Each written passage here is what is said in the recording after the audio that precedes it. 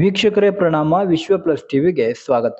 ಮೂಡ ನಿವೇಶನ ಹಗರಣ, ವಾಲ್ಮೀಕಿ ನಿಗಮದ ಹಗರಣ ಸೇರಿದಂತೆ ರಾಜ್ಯ ಕಾಂಗ್ರೆಸ್ ಸರ್ಕಾರದ 14 ತಿಂಗಳ ಅಧಿಕಾರಾವಧಿಯ ನಾನಾ ಭ್ರಷ್ಟಾಚಾರಗಳ ನೈತಿಕ ಹೊಣೆ ಹೊತ್ತು ಸಿಎಂ ಸಿದ್ದರಾಮಯ್ಯ ಪದತ್ಯಾಗಕ್ಕೆ ಆಗ್ರಹಿಸಿ ವಿಪಕ್ಷ ಎನ್ಡಿಎ 7 ದಿನಗಳ ಮೈಸೂರು ಚಲೋ ಪಾದಯಾತ್ರೆ ಆರಂಭಿಸಿದೆ. ಬಿಜೆಪಿ ಜೆಡಿಎಸ್ ನಡೆಗೆಗೆ ಟಕ್ಕರ್ ಕೊಡಲೆಂದು ಈಗಾಗಲೇ ಇದೇ ಮಾರ್ಗದಲ್ಲಿ ಕಾಂಗ್ರೆಸ್ ಸರಣಿ ಸಮಾವೇಶಕ್ಕೆ ಶುಕ್ರವಾರವೇ ಚಾಲನೆ ಕೊಟ್ಟಿದೆ. ಬಿಜೆಪಿ ಪಾದಯಾತ್ರೆಯಲ್ಲಿ ಹೆಜ್ಜೆ ಹಾಕುವ ಚನ್ನಪಟ್ಟಣ, ಮದ್ದೂರು, ಮಂಡ್ಯ ಹಾಗೂ ಮೈಸೂರಿನಲ್ಲಿ ಕಾಂಗ್ರೆಸ್ ತನ್ನ ಸರಣಿ ಸಮಾವೇಶವನ್ನು ಆಯೋಜಿಸಿದೆ.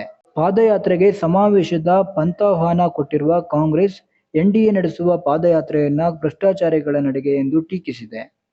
ಕಾಂಗ್ರೆಸ್ಗೆ ತಿರುಗೇಟು ನೀಡಿರುವ ಬಿಜೆಪಿ, ಎನ್ಡಿಎ ಪಕ್ಷಗಳು ನಡೆಸುತ್ತಿರುವುದು ವ್ಯಕ್ತಿ ವಿರುದ್ಧದ ಪಾದಯಾತ್ರೆ ಅಲ್ಲ, ಇದು ಕೆಟ್ಟ ವ್ಯವಸ್ಥೆಯ ವಿರುದ್ಧ, ಇದು ಭ್ರಷ್ಟಾಚಾರದ ವಿರುದ್ಧ, ಇದು ಹಗರಣಗಳ ವಿರುದ್ಧದ ಹೆಜ್ಜೆಗಳು ಎಂದು ಹೇಳಿಕೊಂಡಿದೆ.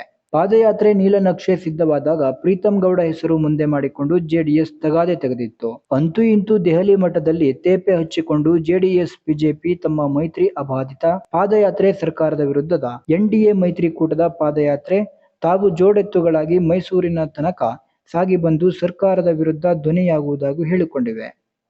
ಮತ್ತೊಂದೆಡೆ ಕುರ್ಚಿಗಾಗಿ ಹಗ್ಗಜಗ್ಗಾಡಿದ ಅಧಿಕಾರಿ ದಾಯಿಗಳು ಅಂದ್ರೆ ಡಿಕೆ ಶಿವಕುಮಾರ್ ಮತ್ತು ಸಿದ್ದರಾಮಯ್ಯ ಹಗರಣಗಳಿಂದ ಬಚಾವ್ ಆಗಲು ಒಬ್ಬರ ಕೈ ಒಬ್ಬರು ಹಿಡಿದುಕೊಂಡು ಮೈಸೂರುವರೆಗೆ ಸಮಾವೇಶಗಳನ್ನು ನಡೆಸುವ ಫೋರ್ಸ್ ಕೊಡ್ತಾ ಇದ್ದಾರೆ. ಒಟ್ಟಾರೆ ಫ್ರೀ ಗವರ್ಮೆಂಟ್, ಗ್ಯಾರಂಟಿ ಗವರ್ಮೆಂಟ್ ಅಂತ ನಂಬಿ ಕುರ್ಚಿ ಕೊಟ್ಟ ಮತದಾರ ಕೆಟ್ಟು ಮಂಗನಾಗಿದ್ದಾನೆ.